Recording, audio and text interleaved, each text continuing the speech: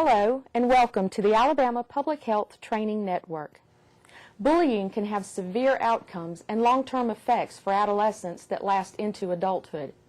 It can include depression, anxiety, and even substance abuse. Today's program will provide an overview of the adolescent brain, signs and symptoms of bullying behavior, including cyberbullying, as well as signs and symptoms of victims.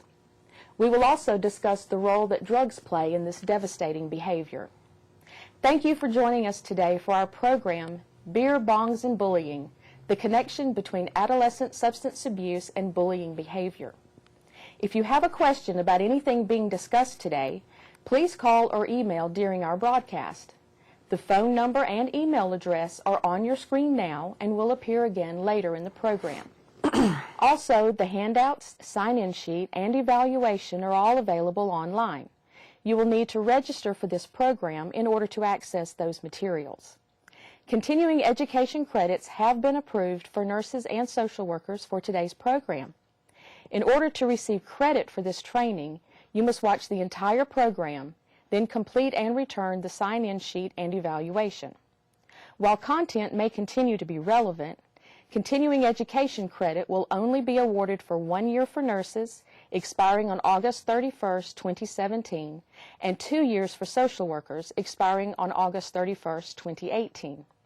If you are watching this program on demand and want to receive a social work continuing education certificate, then you will need to complete the social work test and send it in along with your sign-in sheet and evaluation. If you are watching this program live, there is no social work test required. I'm Renee Carpenter, State Social Work Director for the Alabama Department of Public Health, and with me is Angela Camp, National Coordinator of Adolescent and Emerging Adult Marketing for Bradford Health Services. Welcome back, Angela. Thank you. Thanks for having us.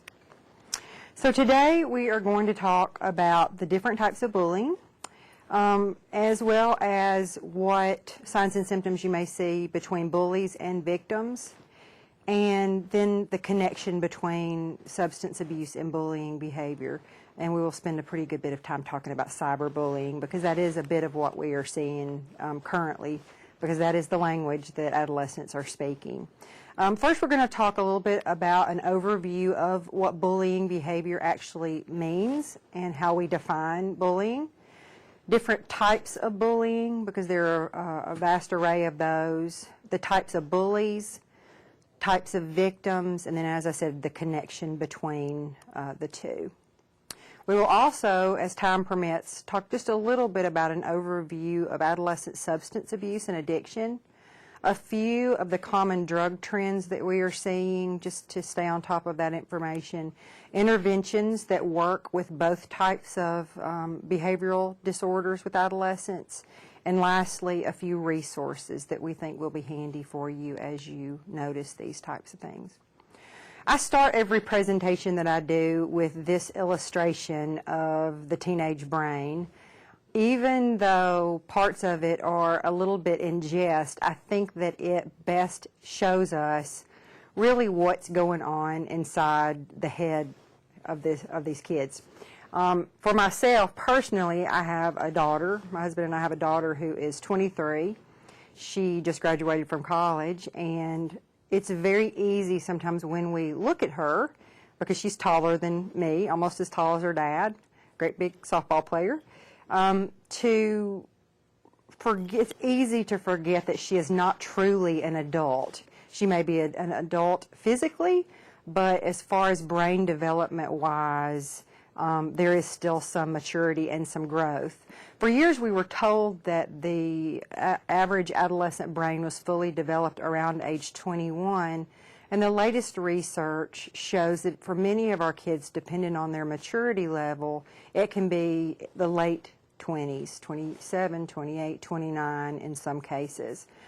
So whereas when my generation was growing up, you left home, went to college, and then began your adult life, for some of our kids, there's a little bit of a delay, a developmental delay, and then a delay in what we call launching into adulthood. And this illustration helps to show that a little bit. The things that we need them focusing on and building skills on, if you can see the very top center, the little purple heart, says it's the judgment gland. We would hope as parents and as professionals that the judgment gland would take up a little bit more room, but it does help you kind of see that there are other things crowding the thought process of these kids. And then down in the bottom right-hand corner, as I say, barely hanging on, is the memory for chores and homework. So again, all of the things that we as young people worried about and were consumed with, and what really took up our thoughts. Who am I in love with? Do I love my parents today or hate my parents today? Am I dressed right? Why wasn't I invited to the party this weekend? All of those things are also taking up their thought processes as they were with us when we were that age. But then you have added on top of that this additional layer of an addiction to social media and the cell phone. It is both a wonderful thing and a terrible thing. A wonderful thing in that it helps kids stay connected to their peers. It can be a very positive thing in terms of motivation and ways that kids can connect to other kids, not even just close by. But on the flip side of that, these are also ways that are contributing pretty heavily with our adolescents to cyberbullying and to singling out kids who they are either threatened by or don't like, kids who are different, who don't fit in into the norm or the average, and so those kinds of things are contributing to that. So if you can keep that illustration kind of in mind as we go through, it will help you frame what we talk about with young people. So, as we said just a second ago on the previous slide, for some of our young people, the adolescent brain isn't developed until mid to late 20s. As the adolescent brain is developing, the thinking brain is actually very little, and the feeling brain is very big. If you can remember being that age, and we're usually talking about from about 13 to the mid-20s, or middle school, high school, and college age kids, everything that happens during that time is either the very best thing that happened or the very worst thing that happened. There's very little that falls in between, and it is because the feeling brain is taking up a lot of space. It's what kind of drives a lot of their reactions and a lot of their behavior as well. Impulse control for our young people, again, dependent upon maturity level, for some it's almost non-existent.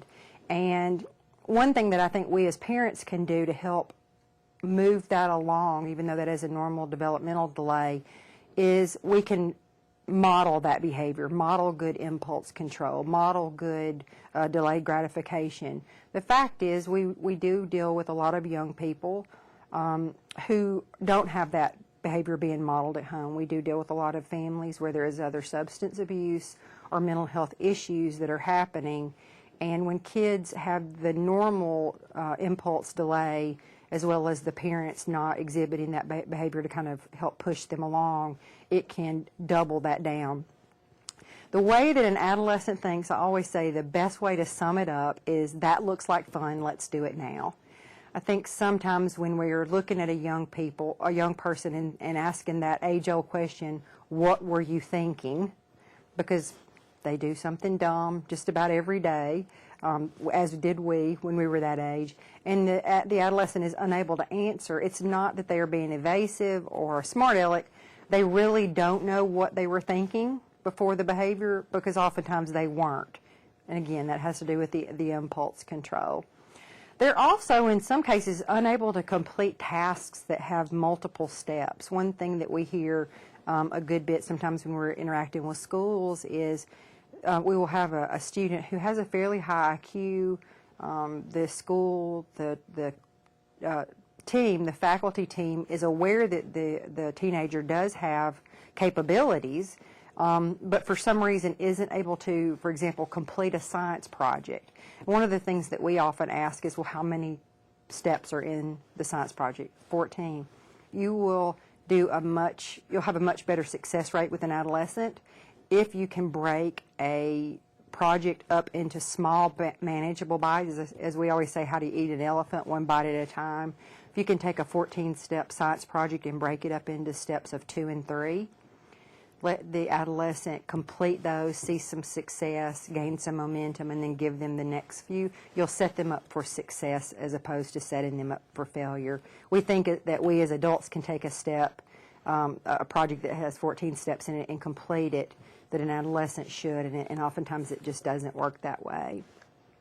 The other thing a lot of parents don't always recognize, and as a parent I understand this, is that once a kid becomes around 11 or 12, we as the parents are not the main point of reference for modeling behavior.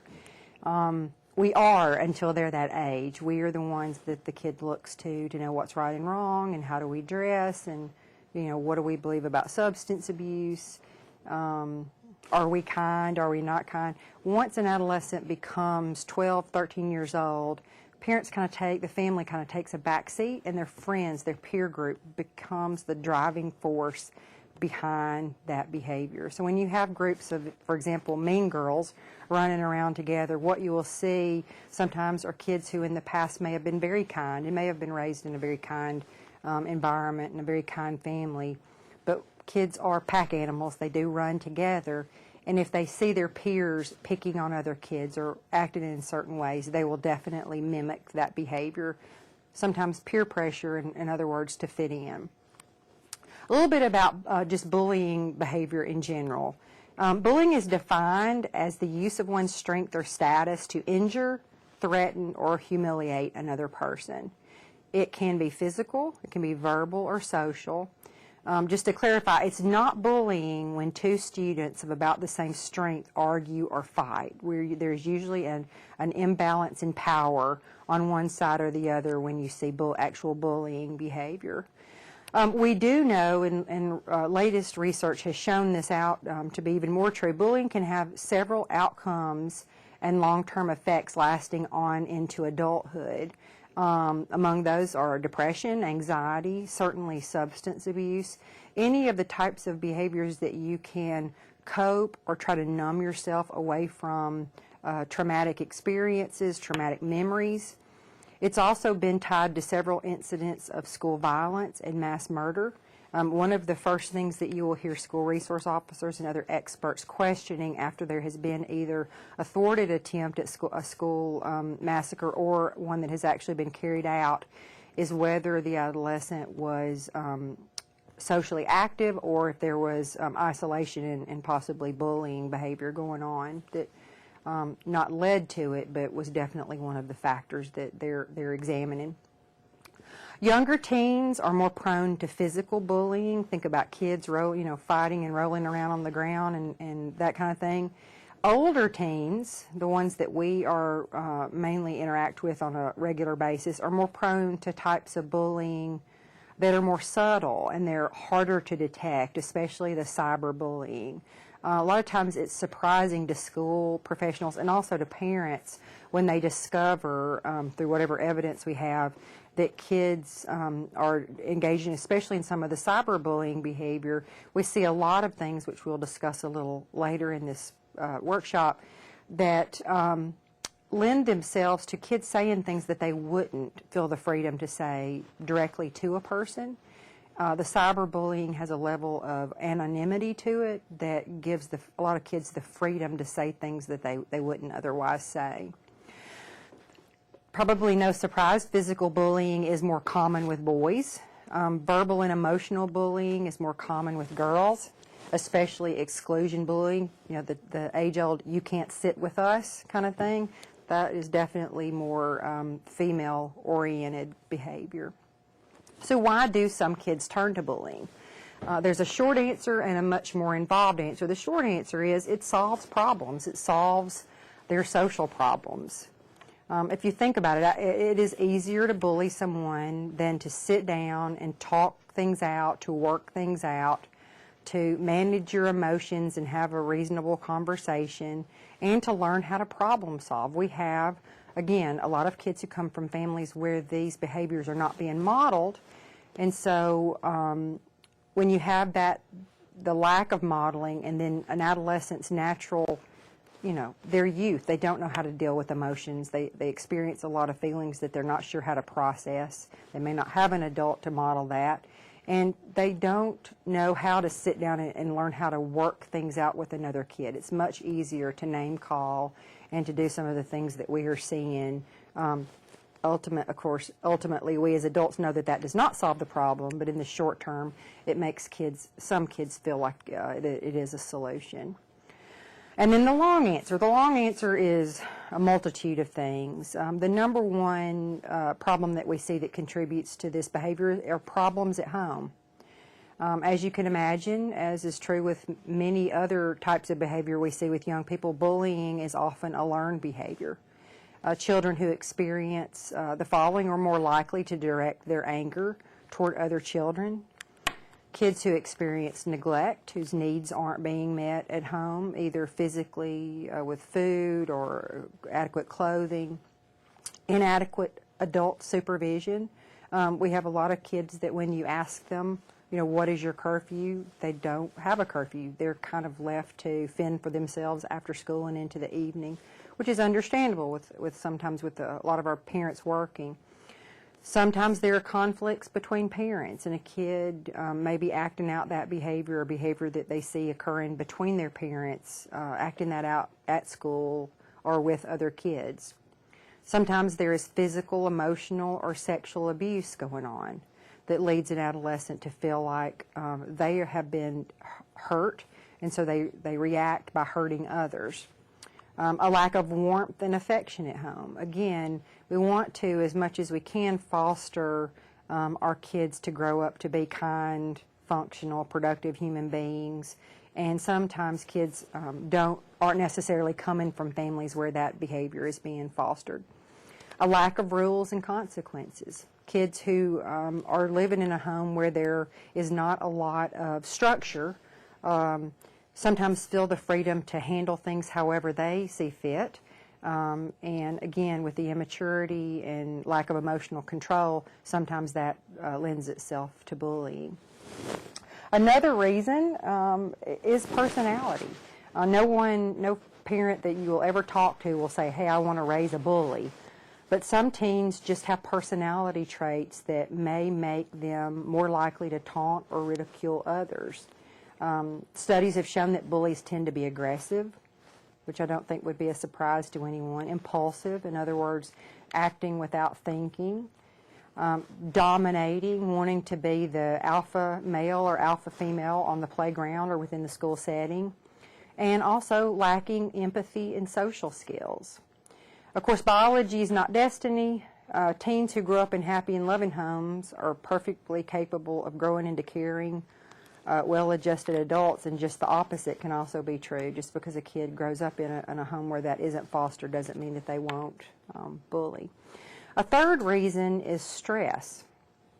And we do spend a lot of time nowadays talking about teens and adolescent stress. We do live in a time that appears to be more stress-driven than ever. Technology, I think, probably contributes to that. But teens are more stressed than ever, and they will tell you that. Some are acting out by directing that frustration at other teens. They may experience academic pressure or poor performance at school and experience stress either because they're putting that pressure on themselves or they're experiencing that pressure to perform from their parents. In other words, an A isn't anything less than an A may not be acceptable. They may be experiencing stress because of family conflict. One thing that I say a lot about our young people, because we work with every socioeconomic level and group imaginable across the country, is that a neighborhood that a kid comes from and the amount of money that a family paid for a house is not an indicator of what is going on in terms of health of the family. We really don't ever know what a kid is going home to. Just because you live in a $500,000 house and the parents are still married doesn't mean that there isn't family conflict going on. And on the flip side of that, just because a child may live in a lower socioeconomic part of town doesn't mean that there's conflict going on. There can be family conflict at all levels, and oftentimes that leads a young person to feel very stressed, usually from not knowing exactly what they're walking back into when they get home. Lack of friends or a support network. We do see kids who don't have a group of other adolescents who they feel connected to and supported by, sometimes lashing out or reaching out and bullying other kids. Sometimes it's a way to gain attention. Sometimes it's a way to gain, as we say, street cred. When they have a group of friends that they feel supported by, they're less likely to feel stressed and exhibit that kind of behavior.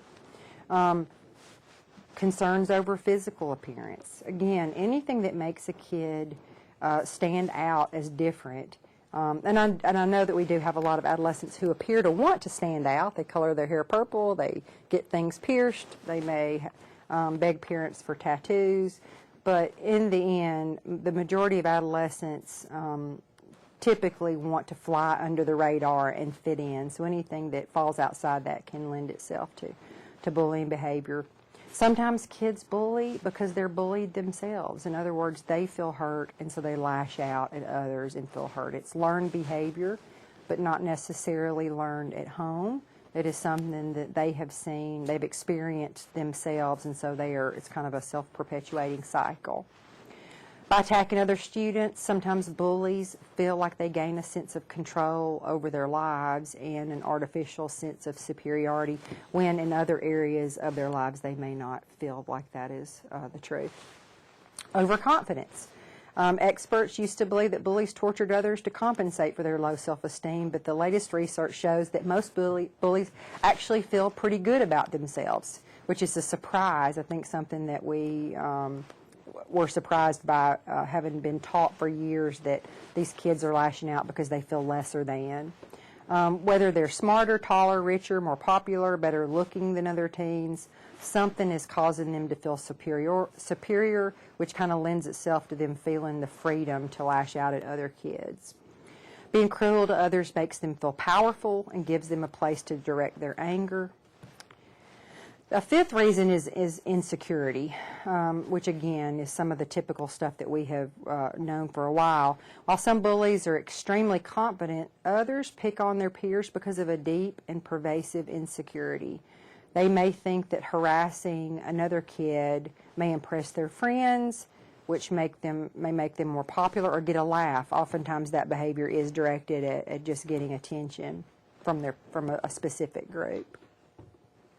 So what attracts a bully to his or her victim? Obviously all kids aren't bullies and all kids aren't bullied, but there are definite personality traits and specific traits that we see that lend themselves to attracting a bully to his or her victim.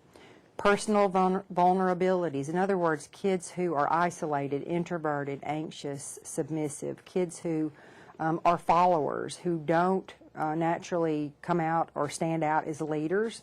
They kind of hang back. Those kids oftentimes are targeted by a bully because they may see, well, this kid doesn't have a group of friends around them that will protect them. So again, that as well as few or no friends, those two things together can be a dangerous combination and definitely make a young person stand out as a target. Popular or well-liked. So on the opposite side, again, especially attractive to mean girls. If you are seen as the prettiest or seen as the most popular, the head cheerleader, for example, or someone that all the teacher likes, mean girls in particular may try to, knock you down, take you down. And so that's where some of that mean girl behavior, bullying behavior that that has been depicted in several movies. Physical features that attract attention. That and illness or disability. When we say physical features that attract attention, it doesn't necessarily mean it's something positive, such as extremely attractive. It could be a big nose or big ears. It could be any type of disability or deformity. Again, most adolescents like to fly under the radar and fit in with their peers. So anything that makes a kid stand out from that, as different from that, can draw attention to a bully. Racial differences. Racial differences, religious or cultural differences, sexual orientation differences. These are three things that we have seen over the years as pretty obvious reasons given for bullying. The one that seems to be gaining momentum is the last, being bullied for being homosexual. I think as today's climate makes it more comfortable or safe for kids to come forward to express their sexuality, it also can, in some situations, can cause them to be a target to kids who see that as something that is not necessarily desirable. So here's some examples of what normal conflict versus bullying behavior, because sometimes it can be difficult to tease one out from the other. In normal conflict, there's equal power. As I said, if you have two kids of about the same size, age, social stature, arguing, that is normal conflict. It's not seen as bullying. On the flip side, if there is an imbalance of power on either side, that can be seen as bullying and labeled bullying behavior. Normal conflict happens occasionally. It's not something that is happening on an ongoing basis every day. With bullying, it is repeated. It may not be at regular intervals, but it's definitely more than an occasional action. Normal conflict can be accidental. In other words, someone may hurt someone's feelings or say something hurtful that they didn't realize at the time was insensitive or that could be perceived that way. With bullying, it is very purposeful. The person saying it or doing it is very intentional in the behavior or the words. Normal conflict is most of the time not serious. It is seen as something that just naturally occurs when you have groups of kids together. With bullying, it is serious. There can be threats of physical harm, emotional harm, psychological harm, which we certainly don't want to let go by without addressing as the adults around. With normal conflict, there's equal emotional reaction. In other words, both kids, when they're arguing, are equally upset and mad and hopefully working to work the conflict out. With bullying, there's a strong emotional reaction on the part of the target. In other words, the target is very hurt and very harmed, whereas the bully can oftentimes downplay their part in it, maybe insinuating that the person they're targeting is overreacting and, oh, I was just joking when I said what I said, and that kind of thing, minimizing the emotional reaction of the target. In normal conflict, there's not seeking power or attention. It's just something that is occurring between two young people.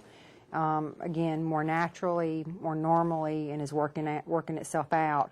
With bullying, there is power and control being sought, usually, again, by the bully, through whatever means necessary. In normal conflict, the kids are not trying to get something. Either kid is trying to get something other than to just work out whatever it is that the conflict is regarding. With bullying, there's trying to gain material things or power. You know, you think of the old taking someone's lunch money or taking someone's lunch away. That is a way for a bully to establish power over another kid through whatever means are necessary. In normal conflict, often there is remorse. Someone takes responsibility or both parties take responsibility for the disagreement or for whatever caused the conflict.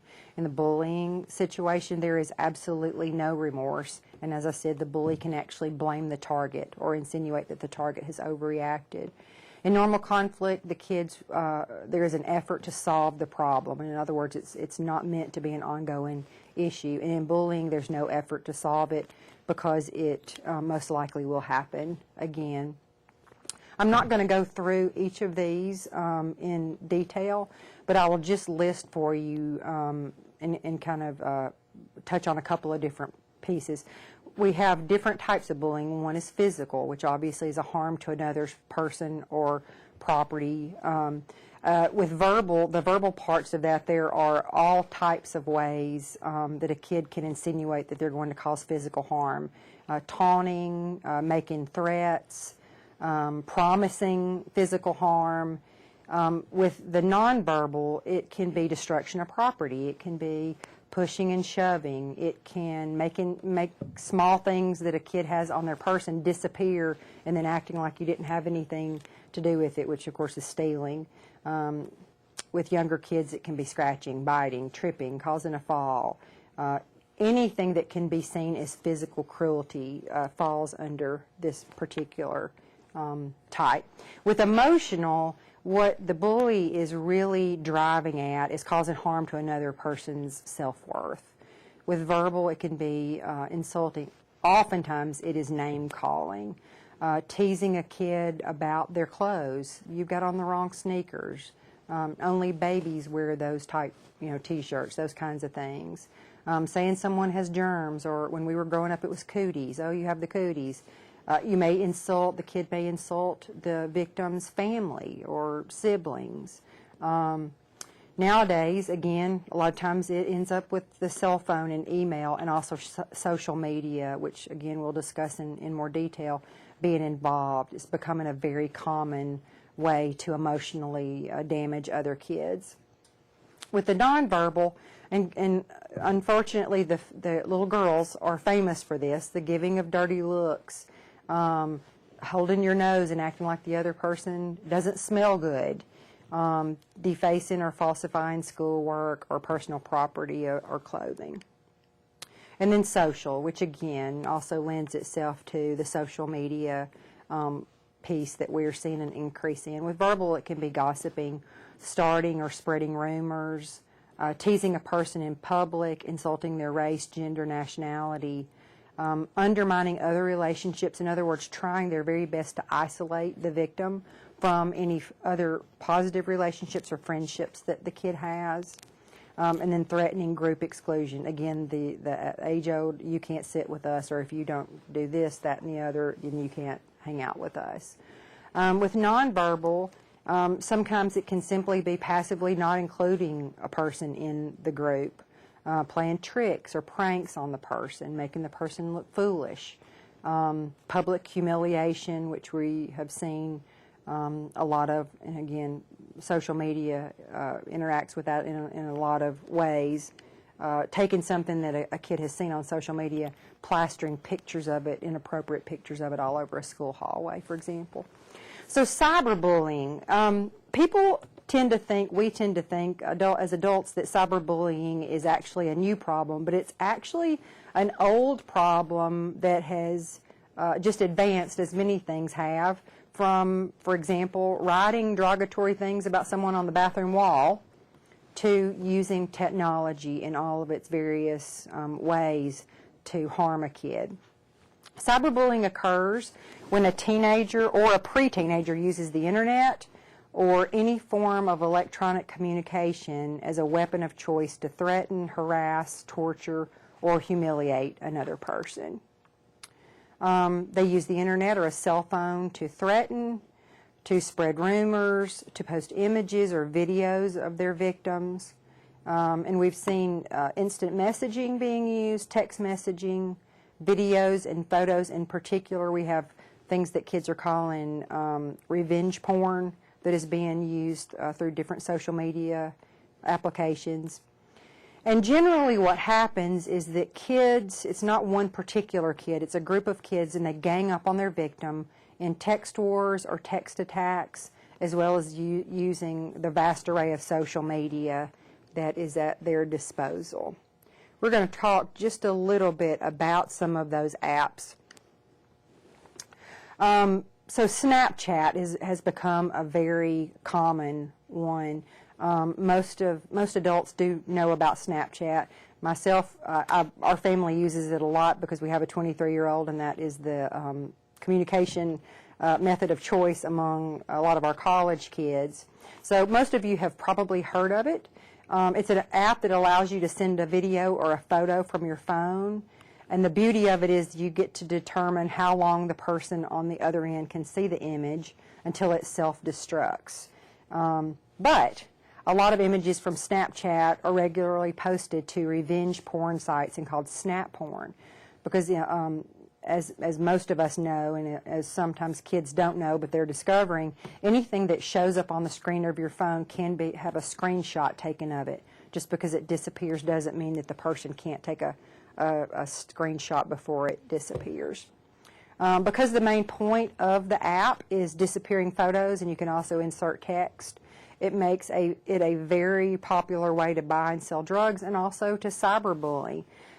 Sort of an overarching statement about these apps in general, I will say, is many of them do lend themselves to kids feeling the freedom to say things that they wouldn't say to a kid's face. And beyond that, one step further from that, is they believe, because the messages disappear, that they're not traceable. What we have heard from law enforcement is everything is traceable. It may not be easily traceable. It may take work. But just because we as laymen can't recover the message doesn't mean that it doesn't exist somewhere. There's a new app called BurnNote. It is very similar to Snapchat, but it uses text messaging only. There are no videos or photos involved in the app. Even if a kid doesn't have the app on his or her phone, if another kid who has the app sends them a message, a BurnNote message, the kid who is the receiver will receive an alert that they have a burn message waiting, which of course encourages them to download the app, because that's the only way to access the message, to actually see what the content is. And so again, it lends itself to both dealing, drug dealing, buying and selling drugs, and cyberbullying. That similarity between the apps being used to buy and sell drugs and also cyberbullying, they've all kind of gotten rolled up into one with many of these, just because of the fact that kids think that they are untraceable and that there won't be consequences for their behavior for what they say. Line is a real up-and-coming app that we're just beginning to hear more and more about. It's an all-in-one mobile hub for chatting, sharing photos and videos, and it has free texting and video calls too. Just a note for parents too, many of these apps operate outside of a data plan for a cell phone. They use Wi-Fi, which again makes it less traceable for parents to actually see what is going on, because the app is not actually using data from the data plan. Within Line, there's a hidden chat feature. Users can decide how long their messages can last. There's a setting that they can change, and the setting can be changed anywhere from 2 seconds to a week. And again, just because it disappears after that time doesn't mean that someone hasn't screenshotted it or taken a screenshot of it. Tinder is another app that many adults have heard of.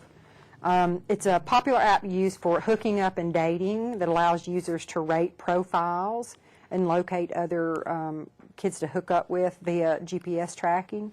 The GPS tracking issue is another similarity that you will see among many of these apps, and that as a parent, and definitely if I was a parent of a younger child, would be very concerned about, because when the location services are turned on an adolescent's phone, it means that the GPS tracking is available not only to them, but that other people have the ability within some of these apps to see where your kid is. And it may be someone who you don't want to know where your kid is. It's very easy for adults and minors to find one another.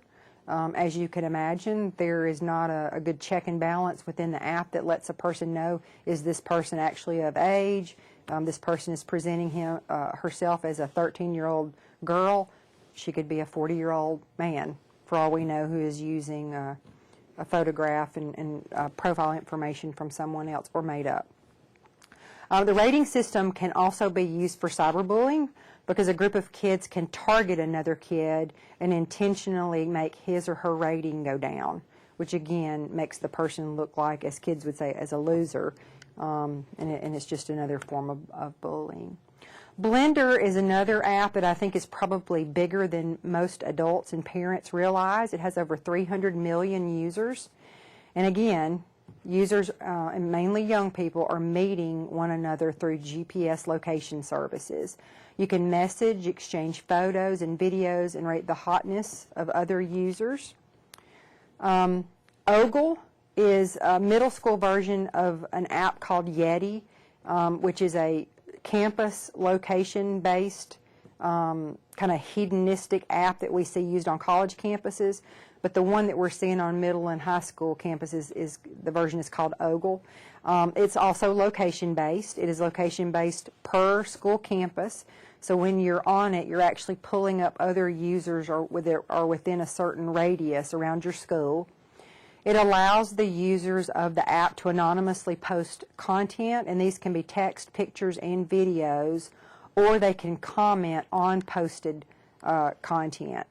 It has been, this particular app has been linked to school threats, to cyberbullying, and to drug dealing. So it's much more nefarious than the cute little bird symbol would indicate.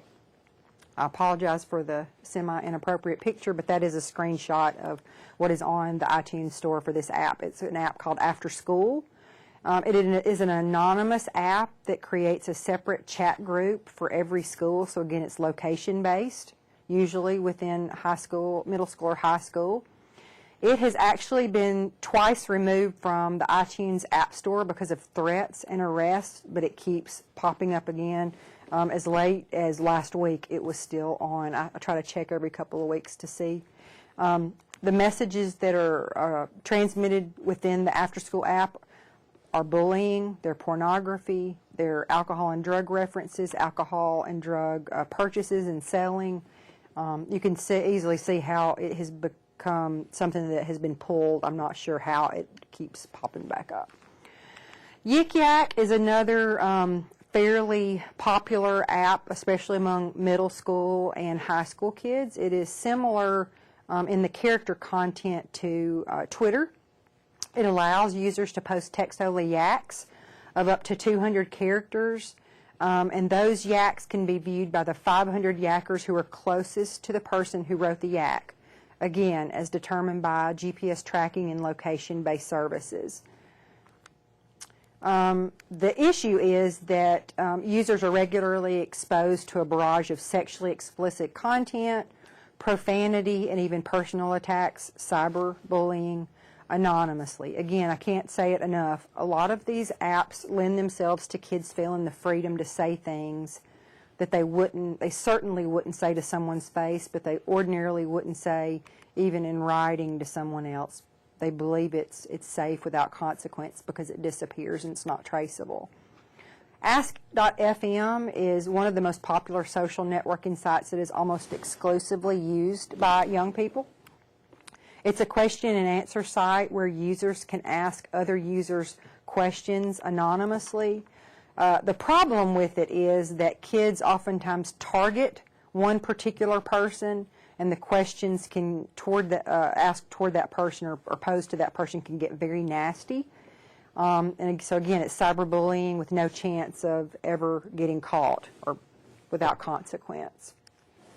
So here are some of the differences between what we consider kind of classic bullying and what we are seeing an increase in, which is cyberbullying. Bullying behavior in general, or historically what we've thought of, is very direct.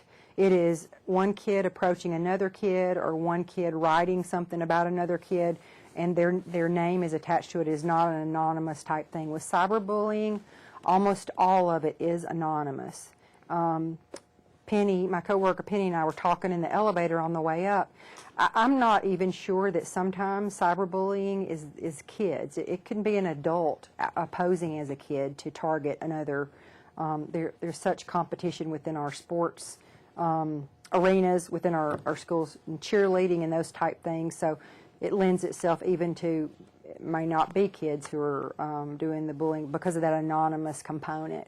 Bullying behavior usually actually occurs on school property. It is the fight on the playground. It is girls, trash talking in the bathroom or in the hallway. Cyberbullying obviously usually occurs off school property, even school settings where kids are allowed to have their cell phones on them for emergencies. They're not usually able to access or supposed to access them during the day. So the vast majority of cyberbullying is happening off of school property, before and after school, on the weekends, not with a school computer, obviously, usually with cell phones. Bullies, this is interesting to me, bullies typically have a poor relationship with teachers. In other words, bullies, classic bullies oftentimes are fairly easy for teachers in particular to identify. They have heard from other kids that this kid is picking on other students. and so they kind of know to keep an eye out and watch for that kid. With cyberbullying, sometimes these are kind of a surprise or revelation to teachers if the kid is ever caught, because these may be students who appear to make good grades and to get along with other kids. So they're smiling and as we say, present well, but behind the scenes, secretly, anonymously, they are maybe tearing other kids down. It's not as obvious in recognizing those kids. With bullying, they fear retribution, hitting, punching, shoving, teasing, name-calling, gossip, use of gestures and exclusion. In other words, those are the fears that kids have when they are found out to be what we consider to be classic bullies. With the cyberbullying, oftentimes you're hitting them, or the fear is you're going to hit them right where it hurts, which is taking their cell phone away, taking their tablet away, taking their laptop away, because that is their weapon of choice. And if they are caught and that is taken from them, then obviously that is an issue. They are oftentimes flying under the radar. Again, more difficult for teachers, sometimes even other parents. When a kid who has been bullied accuses one of these cyberbullying students of being a bully, you may have other parents who would say, oh, little Susie, she would never do anything like that. She makes good grades and she's involved in this and she's always so eager to help the teacher in class. So again, it's this presenting one face to adults. It's the Eddie Haskell effect. It's presenting one face to adults, but behind the scenes there are things going on. The other thing with cyberbullies is that you can't gauge what the emotional reactions will be, because they're not as classically identified as the typical bullies. So here are some of the types of bullies that we see. Some, again, more obvious than others. We have aggressive bullies. This is probably, when you think of bullies, classically, this is probably the type that most often pops into an adult's mind. They are physically strong, they are impulsive, hot-tempered, very easily angered. They are the ones who will argue and talk back to adults. Again, they can be very confident. They're also oftentimes lacking in empathy. They may hurt another child and then have absolutely no remorse or no emotional reaction to that. They are very much motivated by power and the desire to dominate other kids, likely to make negative attributions, often seeing slights or hostility in those around them where neither actually exists. With passive bullies, these can be a little bit more under the radar than the aggressive bullies. These kids are insecure. Oftentimes they're much less popular than the aggressive bullies. They're a little bit more in the background. Once identified, you may realize these are kids with low self-esteem. They may come from unhappy homes where you're already watching to see if there are problem behaviors, if you're aware of the home situation. These kids may experience what looks like ADD or ADHD symptoms, difficulty concentrating and focusing their attention at school. They may have violent outbursts or temper tantrums that lead to problems not just with their peers but also with school faculty as well. Oftentimes they will tend to hang back until bullying is already underway and then jump in. They are oftentimes, at the instigation of an aggressive bully, they're kind of the backup. They will jump in if someone else has already started the behavior.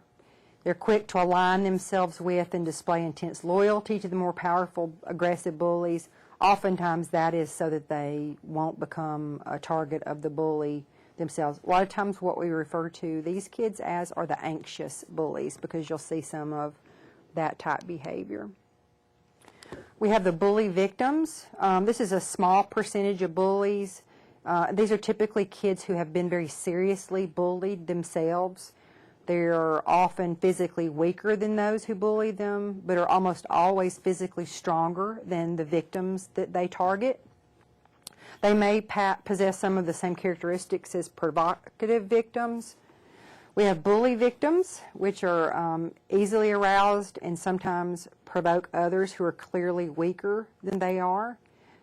These kids are, in general, unpopular with their peers. They may be a little bit more isolated than some of the other type bullies. And they're more likely than other types of bullies to be both anxious and depressed. So you see kind of a combination of two of the other types. Is this a good time for a break? Sure. You think? How long? We'll take about a 10-minute break at this point, so we'll see you in a few minutes. I didn't victims and then it.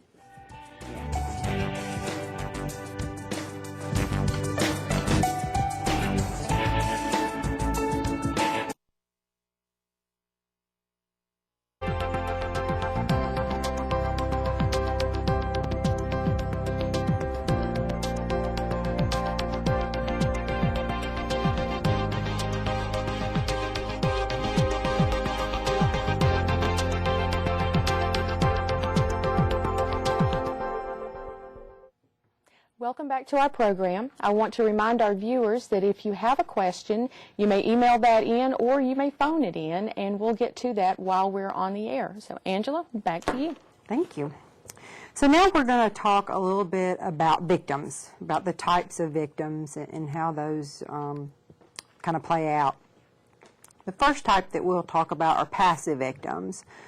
These are kids who don't directly provoke bullies. They're actually the largest group of children or young people who are targeted. They are usually socially withdrawn. You may see anxiety, depression, fearful. They have poor self-concepts. In other words, they may get picked on and think, well, yes, that's kind of what I deserve. That's as good as I'm going to get. These kids oftentimes are isolated. They have few, sometimes no friends. Lonely. You may see them as very sad kids, you know, not frequently smiling and acting like we expect young people to act. They may become very nervous about new situations, not knowing what to expect and have difficulty with change. And they're an attractive target for bullies who are unusually good at detecting that vulnerability in the young people. In other words, it's almost like a radar. They see those kids as a very easy target in a lot of cases. In the early grades in elementary school, for example, the way that a passive victim might be seen or identified is there's a lot of crying, a lot of withdrawing and not interacting with other kids. You may see anger, inappropriate anger at times. In the upper grades, middle school and high school, what you will see are kids trying to avoid specific situations or specific kids or specific groups of kids. You may see them escaping. These are the kids who wake up every day at home and have a stomach ache and can't go to school, or I'm sick and I can't go to school. So they will be absent from school. Sometimes they will run away from home. You may see substance abuse. In other words, they're so picked upon, they're trying to get away from that in whatever way that they know how. We also have a group of victims called vicarious victims. These are what we consider surrogate victims. They witness or hear about bullying incidents at school.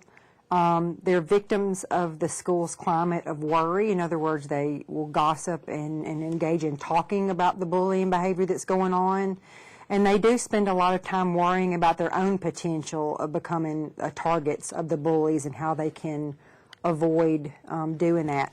As a result of the perceived vulnerability, as well as their concern about direct retribution from the bullies themselves, they may want to step in and protect a kid who they see being bullied, but they choose not to, and they also choose not to report it, even though they may feel terrible about the behavior that they're either hearing about or seeing, just because, again, they're trying to not become targets of the bully themselves, which often lead these groups of kids to feel very guilty because they do understand that the behavior that they're seeing is not okay, but they're fearful of acting. We also have a group of bullying victims called false victims. These are kids who, for attention or sympathy, typically will complain often to teachers or other adults about being bullied by their classmates. These are kids who are not actually being bullied or picked on for other kids, and so again, oftentimes it is seen as a way to get attention and sympathy. This type victim in particular is a little bit dangerous in the grand schema of the topic that we're discussing, because the first thing is these kids need to understand that there are other legitimate, healthy ways to get attention from adults when they need attention from adults. But more damaging than that is it will sometimes lead teachers to be unsympathetic about the problem of bullying, because they may become kind of like the boy who cried wolf situation. If they have seen very many of these false victims, kids who are complaining of being bullied, and the complaint turns out to be false or a false accusation, in the future, if a kid who is actually being bullied comes to them for help, they may be unsympathetic about it, and that could be a real issue, because we do want to take these reports seriously. There are also what we call perpetual victims. These are kids who have been bullied most of their lives from early school age on. And they typically develop a victim mentality just kind of as a permanent part of their psyche. You know, anything that happens is their fault, and of course I'm being bullied, that's just kind of the way my life is. Provocative victims is another type that we see. This one can be a little bit difficult for adults to discuss, because we don't want to think that there's ever a scenario where a kid is asking to be bullied.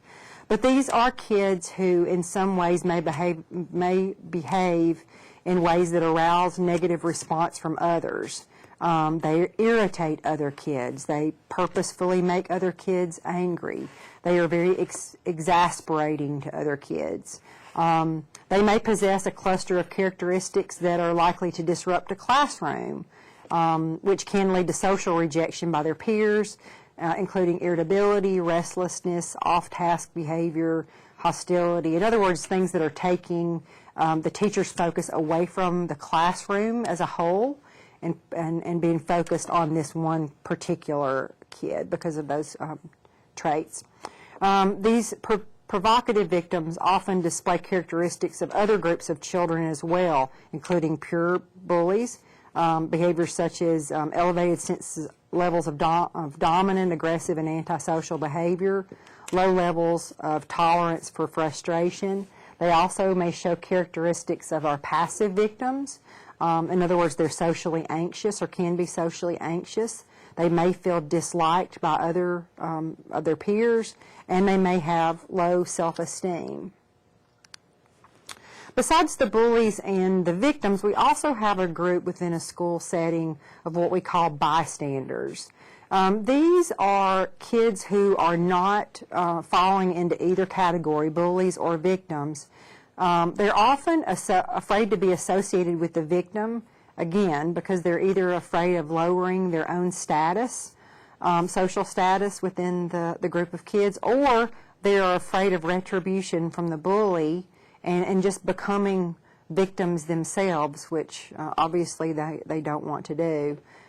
They're also oftentimes fearful of reporting the bullying incidents, even if they hear about it or see it directly, because they don't want to be called a snitch or a tattler or an informer, which in adolescent world can be some of the worst things a group of kids can call you. Oftentimes the bystanders will also experience feelings of guilt and helplessness for not standing up to the bully on behalf of their classmates, especially if they're seeing a kid smaller or less capable of taking care of themselves being picked on.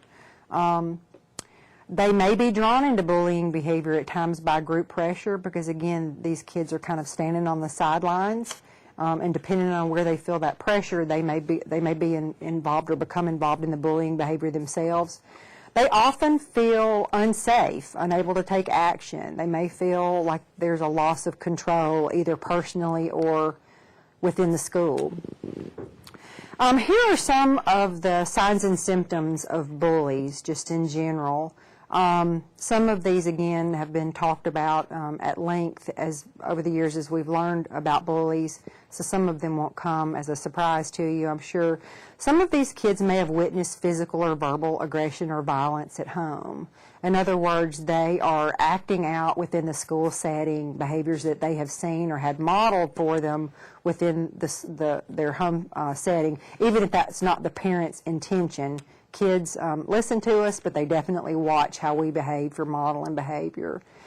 They may have a positive view of this aggression and violence, and so they will act aggressively toward other people, including adults, including other school personnel, teachers. They may push or hit other children. They are often very physically strong. They may be head and shoulders taller and bigger than the other kids, and over time have learned to use that force kind of as to their advantage, to be the alpha male or the alpha female. They may or may not be popular with other children around their same age. Definitely see groups of them having trouble following rules.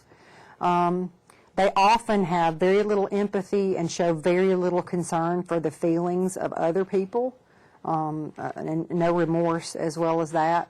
And they oftentimes think very highly of themselves. In other words, kind of countering what we have often thought about as kids with low self-esteem using bullying as a way to increase or elevate their status. Some of the signs and symptoms of victims. Again, some of these are probably very easily guessed. They may come from a home with damage. They may come home, with damaged or missing clothing or other belongings. In other words, a kid may have a nice cell phone and come home and so the cell phone has disappeared, or nice sneakers, expensive sneakers, and come home and, I don't know what happened to my sneakers, or a jacket. It could be any number of things. Oftentimes they won't tell parents or faculty the truth about what happened to them, again, for fear of retribution from the bully.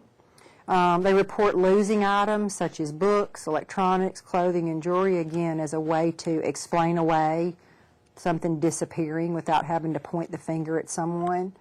They may have unexplained injuries. They may complain of headaches and stomach aches and feeling sick. Sometimes that last bullet point has more to do with trying to avoid and escape and not go to school to encounter the bully instead of coming home with those, but they may certainly come home.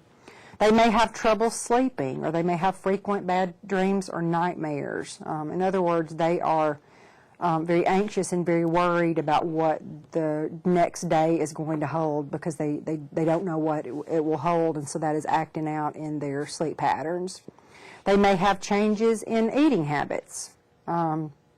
They may harm themselves. Again, we have seen over the last few years an increase in self-mutilation and cutting behavior, and oftentimes when you talk to these young people, they will say it is a way to feel something other than what I am feeling that is an undesirable thing to feel.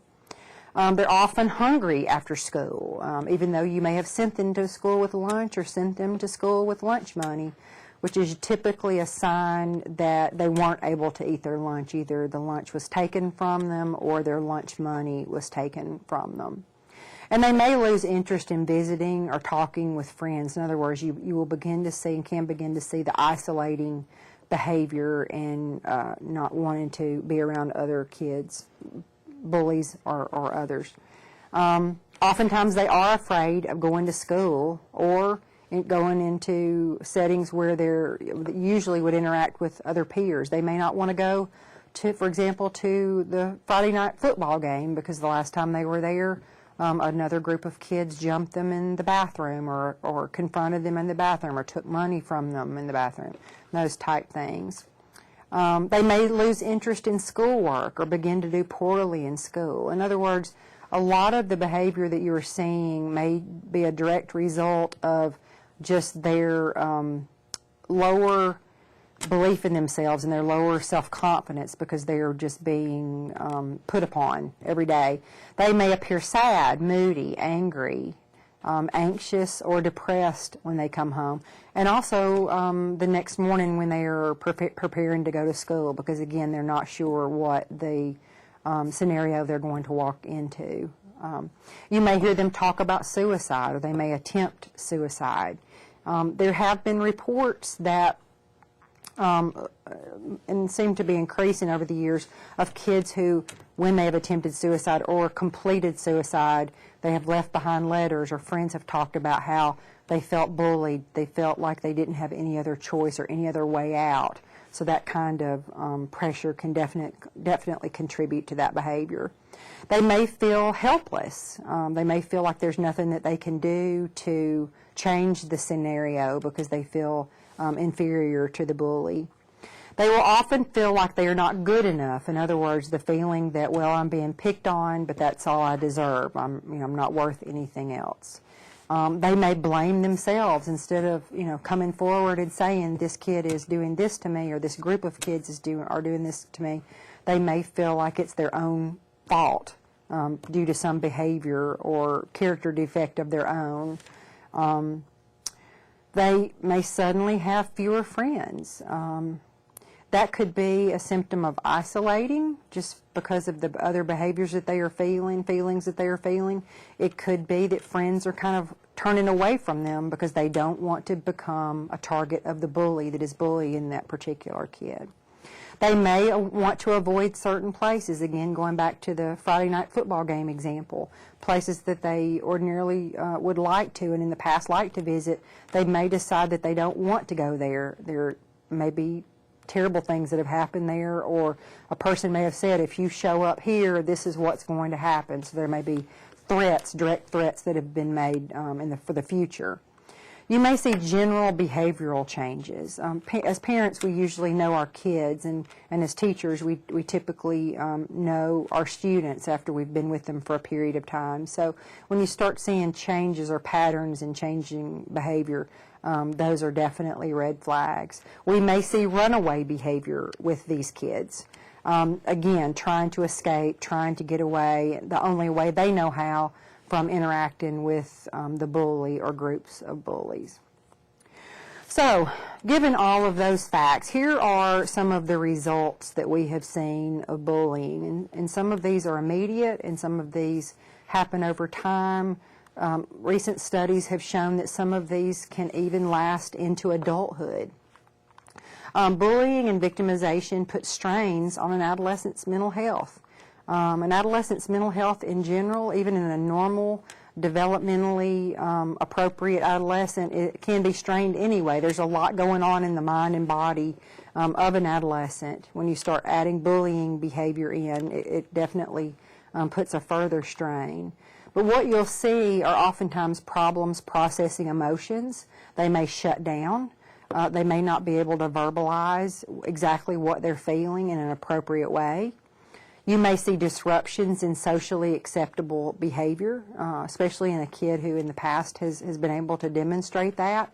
You may see them acting out. Sometimes kids don't know how to come to us and ask for help, and so you may see acting out behavior as an alternative to that. They may have impaired ability to interact with others, especially as kids are bullied by groups of other kids and not one particular kid. You may see them become fearful of interacting, especially in new scenarios where they don't know other young people, especially don't know them well, because they're not quite sure what the outcome is going to be. You may see decreases in concentration levels. It is very difficult when you're sitting in class to concentrate on science when you've had a threat made after you of something that's going to happen at lunch or right after science class or after school. I once heard one of our patients talking about having been the victim of bullying, and she said, I dreaded going to school every day because I never knew what I was walking into. And you think about that belief, not knowing, the possibilities were endless based on the things that she had been called and the things that she had experienced. And that's definitely something that would disrupt normal behavior in any adolescent, I believe. You may see hyperactivity in an adolescent that ordinarily doesn't have it. Definitely alcohol and substance abuse and cigarette use, which is the beginning of substance abuse for many of our young people. In other words, wanting to escape, wanting to numb, wanting to do whatever you can to not feel the feelings that you are feeling as a result of being picked on and bullied. And then, as I said earlier, suicidal ideations and attempts are also something that sadly we see an increase in with victims of bullying. So the connection between bullying behavior and substance abuse is fairly simple. With bullies, kids who are already engaging in destructive behavior, kids who are already engaging in behavior that's outside the social norm, and bullying behavior definitely falls within that continuum, they are much more likely to be involved in other destructive behaviors. Bullies are more likely to use, and users are more likely to bully.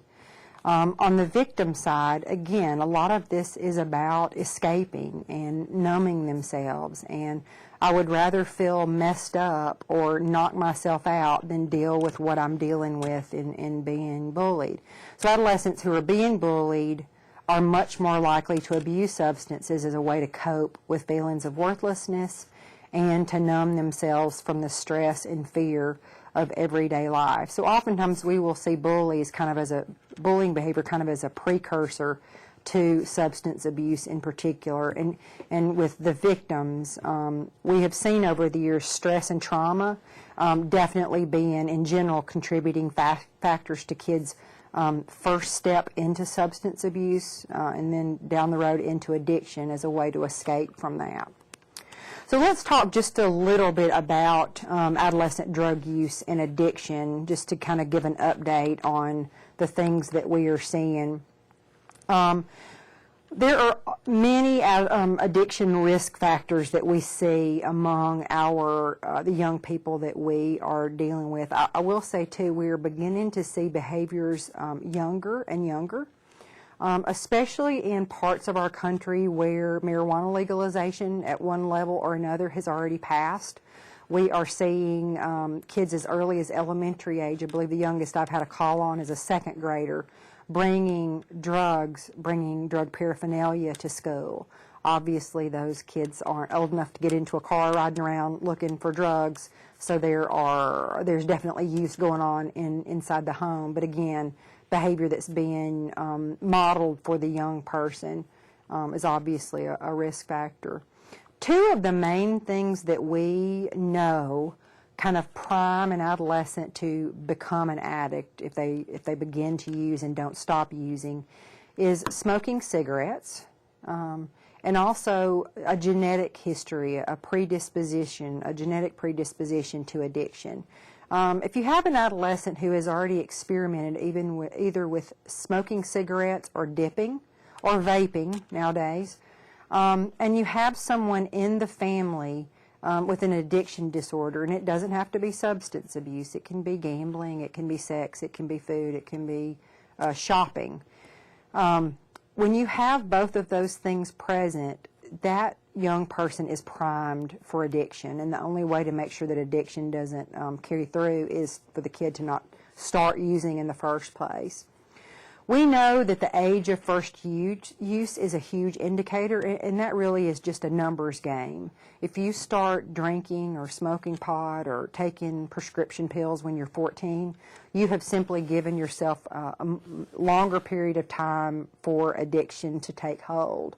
The other piece of that has to do with the brain development. When you are putting chemicals, and many of our young people are flooding their systems with chemicals because of limited access, especially to alcohol, you are putting those chemicals, flooding those chemicals into a system that is open, a cognitive system that isn't fully developed and isn't finished developing. That definitely makes kids more at risk of addiction than adults who may pick up and begin using. The way we describe it is that substance abuse hijacks the adolescent brain. We know that kids whose brains are wired differently, learning disabilities, behavioral issues, psychiatric or psychological disorders, are more at risk for addiction disorders than kids who are not.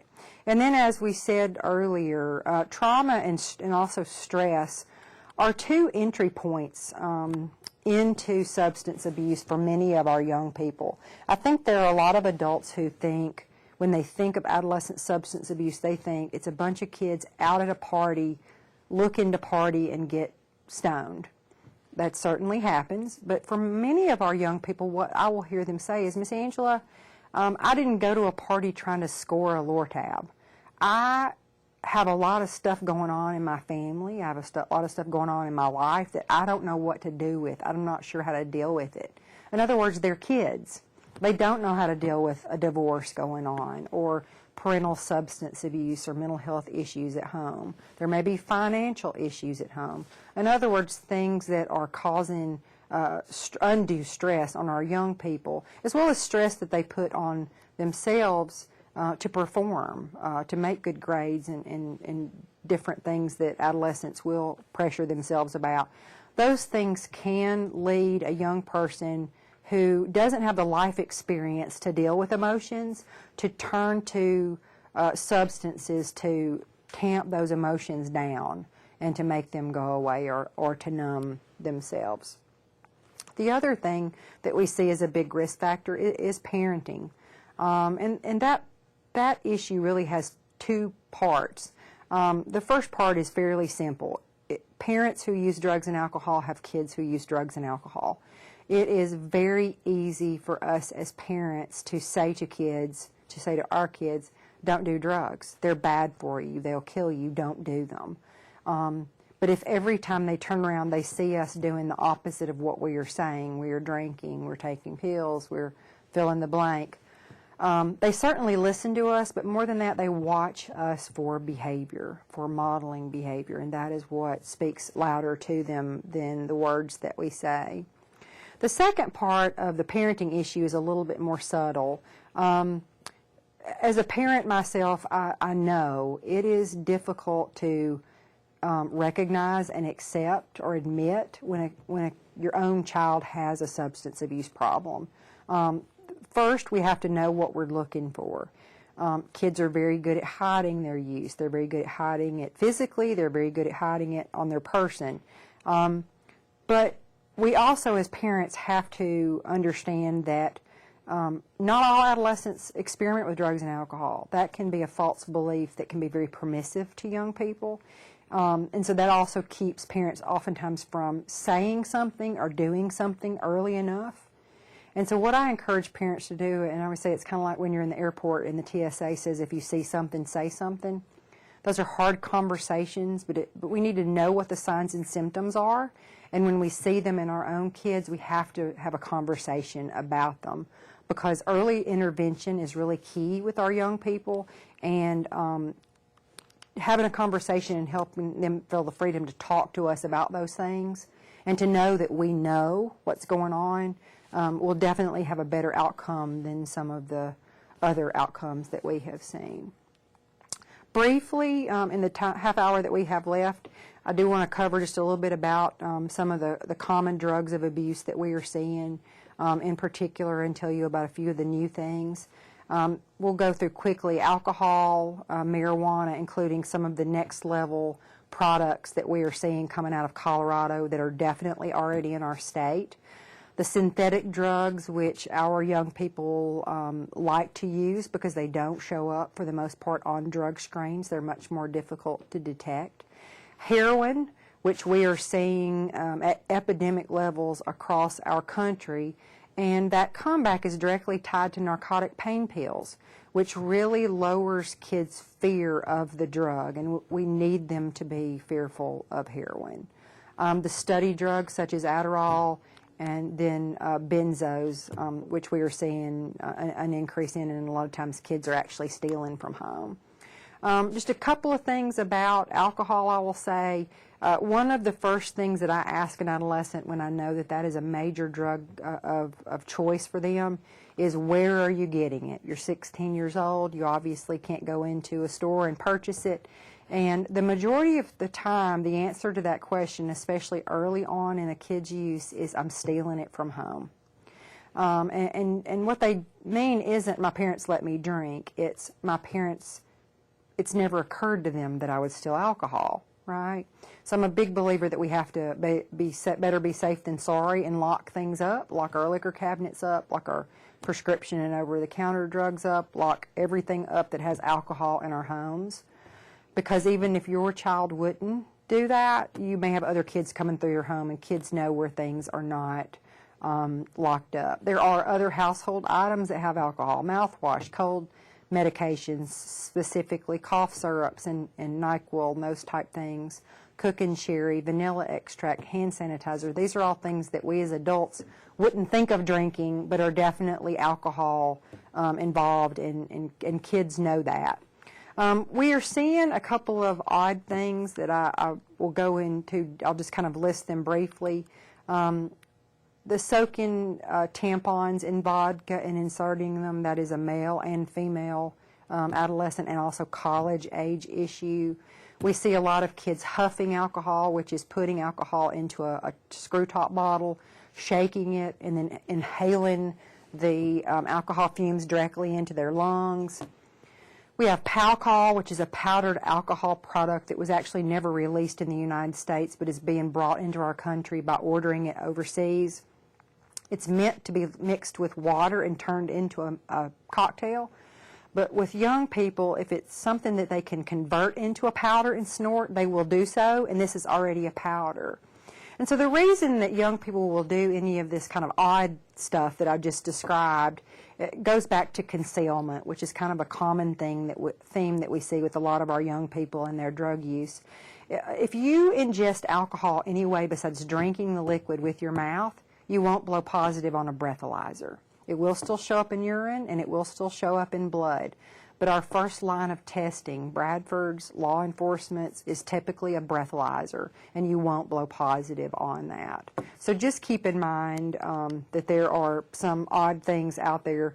And again, going back to social media and the internet, a lot of this stuff, kids learn about it. All it takes is one adolescent to figure it out, and then it's on blast, and all of them know. It's a different day than when we grew up, and it took a month for something to spread, information to spread throughout a school.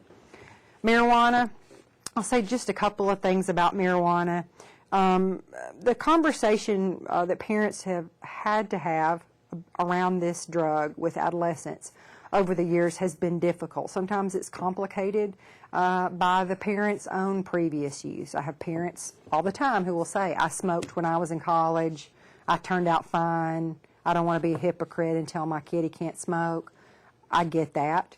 But what a lot of parents don't realize is that already difficult conversation has been complicated even more by the legalization movement. The latest research has shown, latest poll I've seen shows 57% of adult Americans support marijuana legalization. There is a lot of money in it, there's a lot of tax revenue in it. Colorado has made the first full attempt for us, so the country is watching. And so what we're seeing as a result of that, or beyond shifting, even further shifting attitudes among adults, it has given new life to adolescents' argument about marijuana being a harmless drug. They like to say, I'm just smoking pot. And here's the issue. The photo on the left is a picture of what we typically saw 20 years ago when a parent would find a bag of pot and bring it to me at our treatment facility. Here, I found this in my kids' dresser drawer. We do still see some of that type pot. That is not what the kids want to smoke. You know, they will tell you that's homegrown skunk weed. On the right, what you see is a result of legalization. It is what we're seeing coming out of Colorado and Washington State. It is the result of a legal industry where scientists go into a lab every day to make better pot. It is genetically modified, scientifically engineered, cross-pollinated, flavored, extremely potent marijuana. On the left, the marijuana that we saw years ago had a THC content of about 7 to 10%. On the right, what we are seeing is up to 26%. So when a parent says to me, I used to smoke pot, I don't see what the big deal is, unless they're smoking pot now, what they may not know is that these in many ways are different drugs than we were dealing with 20 years ago. The next level marijuana products that we are seeing, again, primarily coming out of Colorado, and they are already here in our state, are much more concentrated than smoking a bowl of plant-based pot. If you look at a pot plant under a microscope, what you will see is a stem and hair-like extensions coming off of that stem, seeds, and on the ends of the little hair-like extensions are little balls of oil. The little balls of oil are where THC lives. There are other parts of the marijuana plant that are psychoactive, but THC is the most psychoactive ingredient. It is what we are testing for when we are doing drug screens. And so what scientists in Colorado have done is they have figured out a way to extract pure THC straight off of the pot plant without muddying it up or diluting it with any other part of the pot plant that might dilute that down. And so what we have ended up with are products like the top left is a product called Shatter. It looks and feels very much like peanut brittle without any nuts in it. The right-hand side of that same photograph is what we call wax or dabs or butter, B-U-D-D-E-R. These products are up to 86% pure THC. So it is a very different effect than smoking a bowl of plant-based pot. It is a hallucinogenic effect. It is a pass out or not out like a heroin addict effect. It is bizarre behavior and all types of things that we see. Part of it is a lack of understanding on the way these products work. A kid may say, well, I'm used to smoking 2 bowls of pot at a time, plant-based, so that means I smoke 2 bowls of wax. No, you cannot smoke 2 bowls of wax. It is so concentrated that the effects are very, very different, so we're seeing some very bizarre behavior from that. On the bottom left-hand side are what we call preloaded M-cigs. Any vaping pen or electronic cigarette can be used to vape marijuana oil, which has no marijuana smell. But they also, in the areas where it's legal, are able to sell preloaded, disposable, usually 10 milligram is the THC percentage, THC oil vaping contraptions. And then on the right-hand side, if you can imagine a food product or a drink or a candy or a dessert, in Colorado and also Washington State, they are infusing THC into these food products. And so a lot of the gummy bears and Chiba Chews and lollipops and dessert, strawberry cheesecake bites that we're seeing, again, it's a very different delivery method. The THC is entering the bloodstream through the stomach instead of smoking it into your lungs. And it takes a longer time to take effect. And so some of the problems that you may read in the media in Colorado are around the edible issue, just because the dosages are very difficult for people to understand. Sometimes they're just not reading the back of the packaging. They will eat, a handful of gummy bears, not realizing that the serving size was 1 gummy bear. And when they don't feel something immediately, they start eating more. And they weren't listening during the dispensary consultation that told them, hey, it takes about 25 to 45 minutes for this drug to take effect. It feels very different. When you don't feel something immediately, please don't start eating more gummy bears. So some of those overdose problems and other behavioral problems that we've seen have been as a result of that. The other thing that we saw released on 4/20 of 2015 was a trio of transdermal sustained release products out from a company called Mary's Medicinals. These were originally only released in Colorado. They may eventually expand to the other states as they expand legalization, but they were specifically launched there. One of them is a transdermal patch. As you can see on the right, it looks like a nicotine or hormone replacement patch. Down below, what you see is a concentrate and also a gel. The concentrate and gel are applied or ingested by rubbing them on the inside of your wrist or on the top of your foot. They're sustained release products, about 10 milligrams at a time over 8 to 12 hours. Very, very subtle high. None of this stuff, the waxes, the concentrates, the food, the vaping oil, nor these transdermal products, none of them smell like marijuana, which is usually the main way that we as adults detect when kids have pot on them, which is a problem. They really don't smell like anything. And so we just need to be aware of what these products are. We are already seeing the concentrates, the gels, the edibles, and these transdermal products in our state. The synthetic drugs. I'm going to run through quickly the different types and then go back and say just a couple of general statements about this particular class. What we have are synthetic marijuana, or what we typically call spice. Synthetic cocaine, or what we usually refer to as bath salts, including the newest bath salt that we saw starting to come out of South Florida, the Miami area, about March, April of 2015. Synthetic heroin, or what we call kratom, which I'm happy to say has now been added to Alabama's synthetic legislation as of May, when Governor Bentley signed it into law. It's now a controlled substance. And then we will go on to heroin. The synthetics, just a couple of general statements about the synthetics. They do a fairly good job of mimicking the drugs that they are meant to mimic, with the exception of synthetic marijuana, which means that they attach to the same receptors and give you a very similar effect, kind of as the base or foundation of it. I really wish we would stop calling synthetic marijuana, because the effect that we are seeing now, years later, after the 2011 synthetic legislation made it illegal in our state, is these formulas have been tweaked so much that I'm not sure anyone knows what's in them.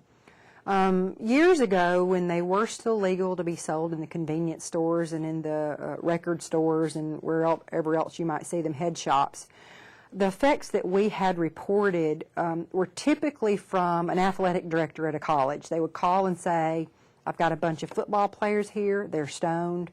I'm looking at them and they look stoned, they're acting stoned. We're giving them the NCAA drug screen and nothing is showing up. Help.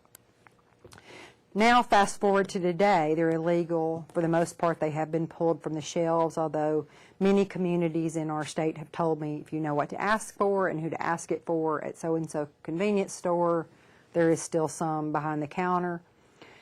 It's been tweaked so much that the phone calls we typically get now are from ER doctors or from doctors on psychiatric units. The stuff has been, the formulas have been modified so much that it is making our young people crazy. It is putting them into comas. It is causing them to drop in the street with their mouths foaming like a rabid dog. It is killing some of them. It's interesting to me that all of it is packaged and labeled not for human consumption. It's usually packaged as incense or plant fertilizer. There's a variation of them. And again, the big driving factor behind them, their use, is most of them still don't show up on drug screens. We do have a few standalone specialty screens that can be done in different labs, but they're not typically part of any standard panel that we use. Then we have bath salts, synthetic cocaine. Again, we're not talking about Bath and Body Works or Calgon. We're talking about something that is packaged and labeled a certain way to enter into our country. And a lot of the synthetics are coming in from China. We have that reported by law enforcement pretty frequently. And hopefully the DEA will be able to do something about that, and I'm sure they're trying now. But we see these drugs being used in a variety of ways. They can be used as a standalone drug, snorted, smoked, liquefied, and injected. They can also be used as a cheap filler by dealers who are mixing batches of meth or ecstasy as a way to extend the batch and to make more money, cut it and make more money on that specific drug. The newest bath salt that we have seen, and again, we first started seeing it coming out of the South Florida area a little over a year ago, is called Flakka. You will also hear it called the zombie drug and gravel. It looks like very small pieces of very clean crack. It can be snorted, it can be smoked, and it can be injected. It makes it difficult for a person, a user, to regulate their body temperature. So some of the first reports that we heard in Miami were adults using something and then stripping their clothes off and running down the middle of the interstate in Miami. It is having devastating effects. When you read in the media that someone has tried to bite somebody's face off or bite someone's ear off, this is typically the drug that they are talking about. The reason it's called the zombie drug. Synthetic heroin, excuse me, kratom is the shorthand that we typically refer to this drug as. The long version, the plant name, because it is an herbal supplement, is Mitrogena speciosa. If you're ever able to see it on the back of one of the bottles or the packaging, it is very, very small. They try to hide it as best they can. It comes in capsule form. The capsule forms, to me, look like wet gravel in wet sand in a capsule. And they come in little packages that look very much like spice packaging. The young people like the liquid forms of them. As you can see on the bottom left-hand side, we have what's called Vivazin, and on the bottom right-hand side, we have a brand that's called Flyaway Pegasus. One of the problems that we saw, and of course now, as I said, it's been added to the legislation, and it is considered a controlled substance and treated as such if you are trying to sell it or have it in your possession in our state, is the liquid form, the bottles look very similar to energy shots. And so almost everywhere I go that I show parents or have shown parents these bottles, they will say, I saw my kid with bottles of that. I thought it was a 5-hour energy or some other type energy shot, which we know is also not good for our young people, but it's not this particular substance. It's an odd substance. Kratom has actually been used for centuries in other countries as an opiate alternative. The packaging, again, if you were able to see it in the stores, it's supposed to have been pulled from shelves now, would say it's for insomnia, it's for muscle relaxation and muscle aches. So one of them is called K-Chill, so in other words, helping you chill out. And it's an odd drug. Half of a bottle, half of a dosage actually has a stimulant effect, almost like an energy shot. But a full bottle, which is a full dosage, is very much a heroin opiate-like effect. We first started hearing about this drug a couple of years ago. We would have adult patients who had come into our treatment program with an opiate addiction, as I call it, accidental addicts. Some of our opiate addicted patients are not people, again, who went to a party trying to score a drug. They had surgery or an injury and were prescribed some type of narcotic pain medication, and before you knew it, it was down the road turned into an addiction.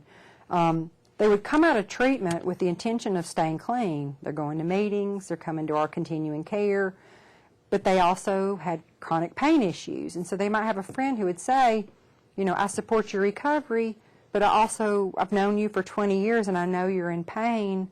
There's this herbal supplement you can take that is not an opiate, so it won't make you relapse or risk your sobriety. Well, guess what? As I said, any synthetic drug that is meant to mimic a drug attaches to the same receptors. So kratom will absolutely make an opiate addict relapse. We have seen people drinking up to 26 bottles of it a day. That is tolerance increase and addiction, just like you would see with opiates. So very happy it's been added to the legislation, and hopefully, as we know, just because you make something illegal doesn't mean it's not, you can't get it. It just is more difficult to get and probably more expensive. Heroin, as I said at the beginning, the comeback of heroin is directly tied to the opiate pain pill epidemic that we are seeing all over this country. All it takes is for someone to get to a place where they're not able to obtain opiate scripts, or it gets to be too expensive to buy opiates on the street, and for someone to say, man, $100 worth of street value Lortab is the same as $15 worth of heroin. That sounds like a deal. What else that does psychologically is it lowers this fear of heroin by attaching it as a transition from opiate pain pills, which most people aren't that afraid of because they're prescriptions. It kind of takes away that junky New York gutter feel that a lot of people had in the 70s about heroin. And the result is it is hitting our suburbs. It is hitting our young people. The other thing it has done is it has normalized in many areas IV drug use. Years ago, we rarely saw young people shooting drugs.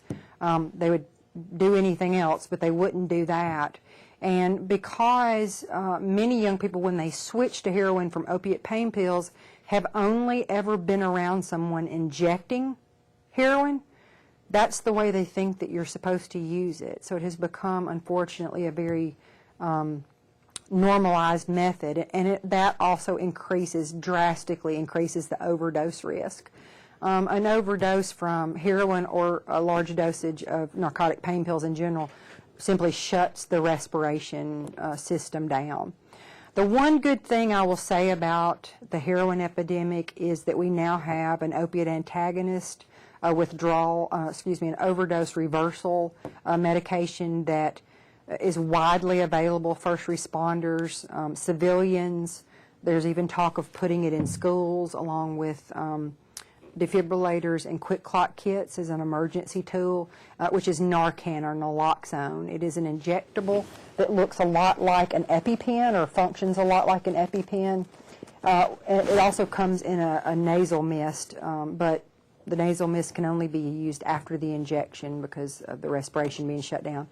But it is a way to temporarily reverse the the overdose, and to give you time to get the person to a hospital. It doesn't permanently reverse the overdose, but it reverses it momentarily. We're also seeing an increase in our state of fentanyl-laced heroin, which is very, very dangerous. Fentanyl is a narcotic pain medication typically only used for cancer pain. It's about 100 times more potent than morphine. Dealers have powdered it and have started mixing it with heroin as a way to hook users to not buy drugs from anyone else but them. But it also shoots the overdose risk way, way, way up. And then lastly, biggest increase, as I said, in classes of drug abuse that we have seen in the last 10 years, prescription medications, opiate or narcotic pain medications, the stimulant or what the kids call the study drugs, and then tranquilizers or what we typically call benzos that are given for stress, anxiety, and insomnia. There's not much that you can say about narcotic pain pills that heroin doesn't also cover. Same type effect, equally dangerous taken in a high enough dosage. The main thing that I try to impress upon people is that we want to make sure that we don't have opiates or other prescriptions sitting around our home unsecured, because kids who are drug seeking, kids who are involved in the drug culture know where that is. And we want to make sure that they don't have access, because if we can cut the access, we can at least cut down on some of the problems or postpone some of the problems that we are seeing. So just be aware that if you are given a prescription of opiates for dental surgery or other type of surgery or pain, that anything that you don't use, that you take advantage of take-back days at local pharmacies or police departments. Some of them have even implemented permanent no-ask boxes where you can drop things at any time. And then there's also a product that the Jefferson County DA's office has put out called Detura that will actually, when added to water in a sealed pouch, will dissolve the medication and make it so safe to discard. Stimulant or study drugs, I have Adderall, Ritalin, and Concerta listed, but Adderall is definitely at the top of the list in terms of the one that kids will abuse.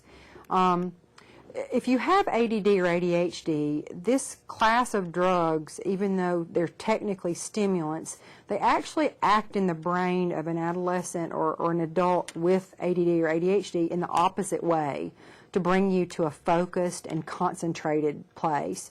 But for people who don't have that diagnosis, when you take Adderall, and a lot of these kids are crushing it and snorting it, what happens is it basically feels like you've snorted cocaine. We are seeing a lot of young people taking it as a performance drug to increase their GPA, to do better on tests. We see a lot of young women, including moms, taking it as a weight loss drug. And it's fairly easy to get a hold of because we do have so many folks who are prescribed that particular one. I will tell you, there's one ADHD medication called Vyvanse. That is the one that our medical directors use if an adolescent technically has ADD or ADHD and needs to be medicated. It is the least abusable of the ADHD medication, so just keep that in mind if that's something that your child needs. And then lastly, we have benzos. This class of drugs really has replaced barbiturates. It's what we give for, as I said, anxiety, panic attacks, stress, sleep disorders, insomnia. The four main ones that we see problems and being abused is Klonopin, Xanax, Valium, and Ativan. Again, when we see kids abusing this particular class of drugs, many times at the very beginning of their use, when you ask them where they're getting it, they will tell you they're stealing it from home. They'll say, my mom takes it for sleep, or my dad takes it for his job-related stress, and it's never occurred to them that I'm slipping a pill or slipping a couple of pills. We also see a lot of young people combining these benzos with alcohol, which shoots the overdose risk way up. The other thing young people don't realize is this is the class of drugs, along with alcohol, that the withdrawals can kill you. If you don't taper off of a benzo and you just stop cold turkey, even if you're taking it as prescribed, 3 days later, as your brain wakes up from the benzo sedation, even mild benzo sedation, you can have a seizure, and we see that as a fairly common problem. We have also had reports at some of the K-12 schools that we work with of Xanax injected gummy bears. So again, I don't want to make us all paranoid or scared, but Colorado has introduced the idea of infusing drugs into different foodstuffs. So we need to be aware that sometimes something that looks innocent like gummy bears may be something else that is not necessarily helpful to our kids. So a little bit about some solution kinds of things. When we talk about education and early intervention, I think both are key to helping both sides of the problem, the bullying behavior and also the substance abuse, which again can oftentimes go hand in hand. We want to make sure that we are educating kids as young as we feel is appropriate. Usually what I tell parents is by the time a kid is in 3rd grade, 8 years old, please make sure you as a family have discussed, what is your family's character? What is your belief about substance abuse? And make sure that you are communicating that to your child or your children, and make that an ongoing conversation as they age. We want to teach kindness. We want to teach kids the golden rule. We want to teach kids to treat others as we want to be treated. And we want to teach them how to process their emotions in a way that doesn't lead them to feelings of frustration and harming other people. We want to make sure that our schools, who are with our kids a lot of the time every day and have a very important role, we want to make sure that they have education and policies in place around these type behaviors. We want to make sure that we're educating parents about the kinds of things that we are seeing in the community and with adolescents and children in general, and keeping them updated about the different developments that we see so that they are able to talk to their kids about it and start conversations. And then we want to have community collaborations whenever possible, rallies and fairs and workshops and things where different organizations that focus and specialize in these challenges can come together and work together to help solve the problem. Some of the treatment solutions, when we talk about depression, anxiety, and trauma issues, and again, those are related many times both to bullying behavior and substance abuse, there is a wide variety of therapy available. Some kids do better with individual therapy and talking to someone face-to-face and one-on-one without others present. Group therapy can be a very, very powerful thing, especially for adolescents, because they are pack animals and they're very peer-focused, and so having them talking with other kids who speak their language and are dealing and struggling and hopefully successfully with those same kind of issues can be very, very helpful. And then family therapy. A lot of the things that we see with young people, as I said, especially acted out in the schools, are symptoms of things that are going on in the home. And I'm a big believer that it's difficult to treat young people without also treating the family. We're big on systems, and we're big on problems being family problems as a whole. And so we want to make sure that we're educating the whole family and treating them as a whole so that we can break cycles that aren't necessarily productive. And with the substance abuse issues, the things that we have seen in particular that are helpful with young people, not so much individual therapy. For anyone who's dealt with a substance abuse issue, you know that part of the foundation of addiction is dishonesty, and it is very easy for an adolescent or an adult dealing with addiction issues to lie one-on-one with the therapist and to manipulate one-on-one with the therapist. It is more difficult to do in a group setting, either as an intensive outpatient group setting or an inpatient setting where group is oftentimes relied on pretty heavily. Because again, they are with groups of peers who are dealing with the same things they are, and so there's a feeling of camaraderie, but there's also more difficult in manipulation because this person, the patient may be saying something that another group member has tried before, and they will call one another out on that, so there is a lot of benefit to group therapy. And then we do have a list of resources that I would encourage you to look into that are free and are very helpful both to parents and professionals, both on bullying. We have stopbullying.gov, bullying.org, and charactercounts.org, resources, youth violence.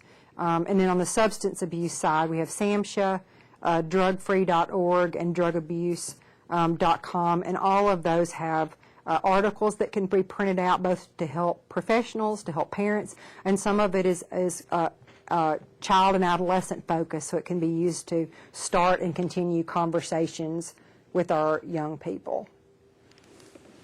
Okay. Well, we don't have any questions, so I'm assuming you covered the material very well. And I want to thank our viewers for joining us today, and we will see you next time on the Alabama Public Health Training Network.